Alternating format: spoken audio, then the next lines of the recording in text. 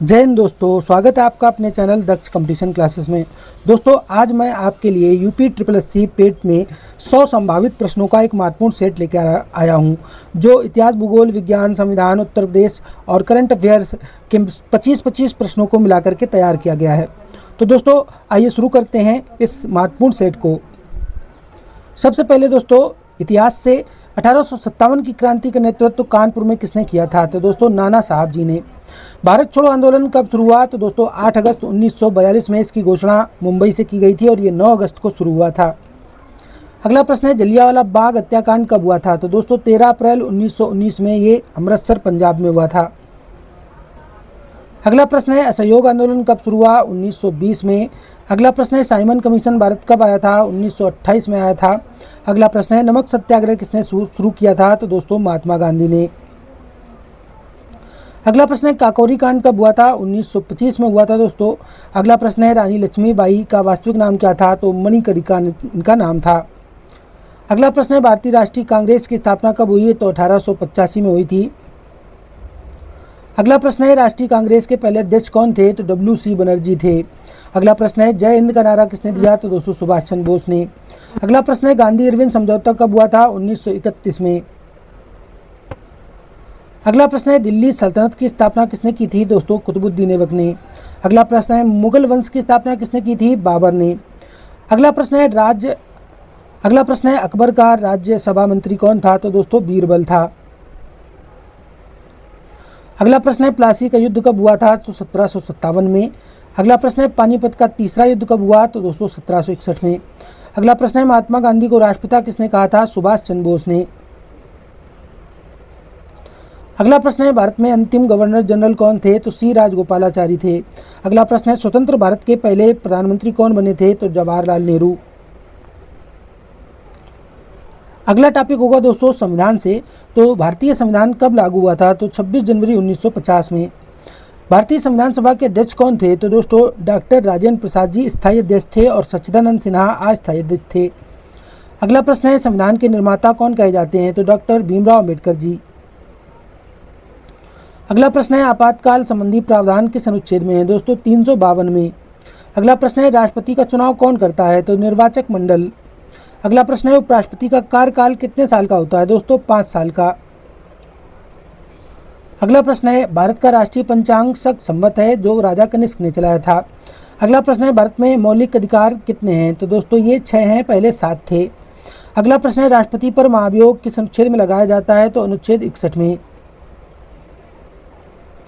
अगला प्रश्न है भारत में प्रधानमंत्री की नियुक्ति कौन करता है? तो दोस्तों राष्ट्रपति करता है। अगला प्रश्न है राज्यसभा की अधिकतम संख्या कितनी हो सकती है? तो दोस्तों 250। अगला प्रश्न है लोकसभा का कार्यकाल कितने साल का होता है? तो 5 साल का। अगला प्रश्न है भारत का राष्ट्रीय प्रतीक किससे लिया गया है? तो सारनाथ के अशोक स्तंभ से लिया गया है।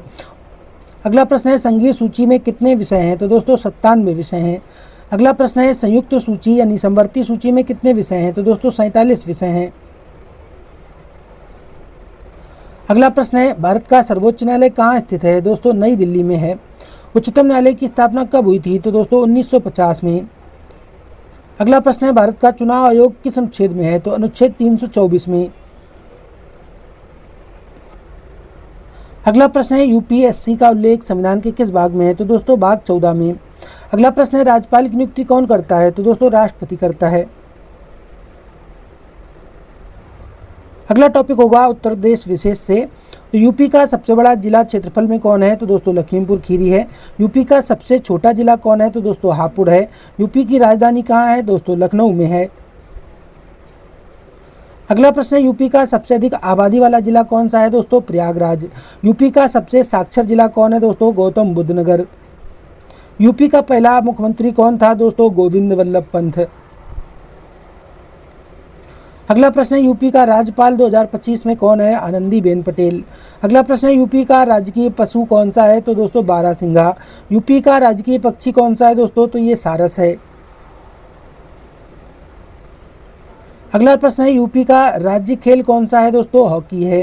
यूपी का राज्य गीत कौन सा है? दोस्तों तो उत्तर प्रदेश हमको जान से प्यारा है। अगला प्रश्न है यूपी का राज्य लोक नृत्य कौन सा है? दोस्तों तो ये नौटंकी है। अगला प्रश्न है अगला प्रश्न है प्रयागराज किस नाम से प्रसिद्ध है? तो दोस्तों संगम नगरी के नाम से। अगला प्रश्न है लखनऊ किस नाम से जाना जाता है? तो नवाबों का शहर। अगला प्रश्न है मुरादाबाद किस उद्योग के लिए प्रसिद्ध है? तो दोस्तों पीतल उद्योग के लिए। अगला प्रश्न है भदोही किसके लिए प्रसिद्ध है? तो दोस्तों कालीन उद्योग के लिए। अगला प्रश्न है अलीगढ़ किसके लिए प्रसिद्ध है? तो ताला नगरी कहलाता है। अगला प्रश्न है फिरोजाबाद किसके लिए प्रसिद्ध है? दोस्तों कांच उद्योग के लिए। अगला प्रश्न है कन्नौज किसके लिए प्रसिद्ध है? तो ये उद्योग नगरी है। अगला प्रश्न है वाराणसी किसके लिए प्रसिद्ध है? तो संगीत और बनारसी साड़ी के लिए। अगला टॉपिक दोस्तों विज्ञान और प्रौद्योगिकी से। तो भारत का पहला उपग्रह आर्यभट्ट कब छोड़ा गया था? 1975 में रूस की सहायता से। अगला प्रश्न भारत का पहला अंतरिक्ष यात्री कौन था? दोस्तों राकेश शर्मा। अगला प्रश्न भारत का मिसाइल मैन किसे कहा जाता है? तो डॉक्टर APJ अब्दुल कलाम को। अगला प्रश्न है मानव शरीर की सबसे बड़ी हड्डी कौन सी है? तो दोस्तों फीमर है। अगला प्रश्न है मनुष्य का हृदय कितने कक्षों का होता है? तो दोस्तों 4 इसमें कक्ष होते हैं। अगला प्रश्न है बल्ब का फिलामेंट किसका बना होता है? दोस्तों टंगस्टन का। अगला प्रश्न है दूध में कौन सा विटामिन नहीं होता है? तो विटामिन C नहीं होता है। अगला प्रश्न है जल का रासायनिक सूत्र बताओ? तो H2O होता है। अगला प्रश्न है DNA की संरचना किसने बताई थी? तो वाटसन और क्रिक ने। अगला प्रश्न है हमारे रक्त का लाल रंग किससे होता है? तो दोस्तों हीमोग्लोबिन से। अगला प्रश्न है इंसुलिन का उत्पादन शरीर के किस अंग में होता है? तो दोस्तों अग्नाशय में होता है। अगला प्रश्न है मलेरिया किस जीव से फैलता है? तो एनाफ्लीज मच्छर से। अगला प्रश्न है श्वसन किस अंग से होता है? तो दोस्तों फेफड़ों में होता है। अगला प्रश्न है सूर्य का प्रकाश पृथ्वी तक पहुंचने में कितना समय लगता है? तो दोस्तों 8 मिनट 20 सेकेंड। अगला प्रश्न है पृथ्वी पर सबसे हल्की धातु कौन सी है? तो दोस्तों लिथियम है। अगला प्रश्न है कंप्यूटर का जनक किसे कहा जाता है? तो चार्ल्स बेबेज को। अगला प्रश्न है पहला कंप्यूटर वायरस कौन था? तो दोस्तों ये ब्रेन था। अगला प्रश्न है कंप्यूटर का मस्तिष्क किसे कहा जाता है? तो दोस्तों CPU को। अगला प्रश्न है इसरो की स्थापना कब हुई थी? तो 1969 में। अगला प्रश्न है भारत का पहला चंद्र मिशन कौन सा था? तो चंद्रयान 1 था। अगले टॉपिक में हम लोग करंट अफेयर्स की बात करेंगे। तो 2025 का आम बजट किसने पेश किया? तो दोस्तों वित्त मंत्री निर्मला सीतारमण जी ने।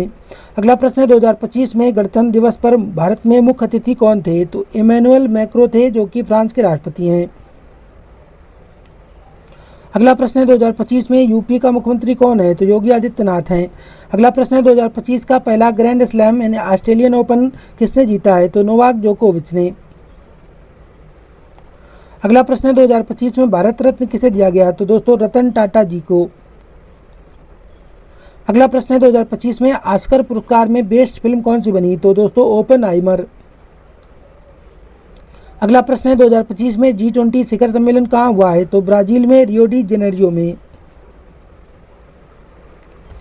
अगला प्रश्न है 2025 में IPL विजेता कौन बना? तो दोस्तों ये बनी थी RCB।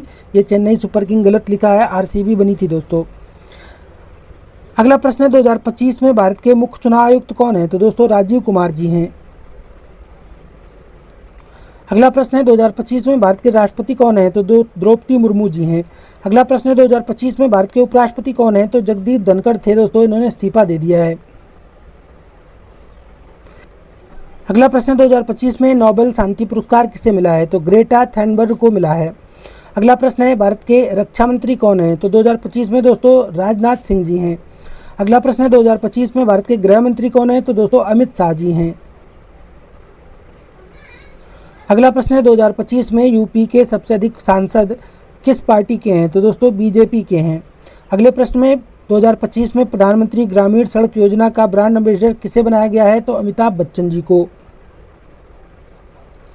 अगला प्रश्न है 2025 में कौन सा राज्य भारत का पहला EV हब बना है? तो दोस्तों ये गुजरात राज्य है।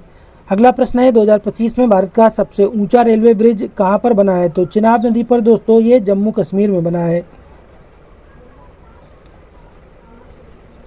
अगला प्रश्न है 2025 में यूपी में विधानसभा सीटों की कुल संख्या कितनी है? तो 403 है दोस्तों। अगले प्रश्न में 2025 में भारत की GDP विकास दर कितनी है? तो अनुमानित 6.5% है। तो ये रहा दोस्तों आज का 100 प्रश्नों का संभावित प्रश्नोत्तर। यूपी ट्रिपल सी 2025 के लिए ये फास्ट रिवीजन आपके स्कोर को बढ़ा सकता है।